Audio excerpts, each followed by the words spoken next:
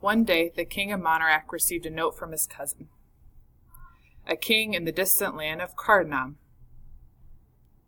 Dear cousin, I would like to congratulate you for winning the archery competition that was held in my castle last week.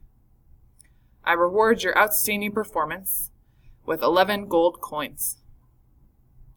The coins are equally divided into these 2 sealed pouches. I am to receive 11 coins.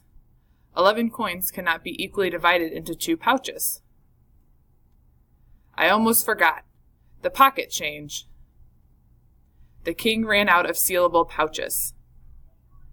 But how do you know the coins are equally divided in these 2 pouches? The pouches are sealed. Nobody can see how many coins they contain. I was told that each pouch contains the same number of coins. And I was assured that all 11 coins are here.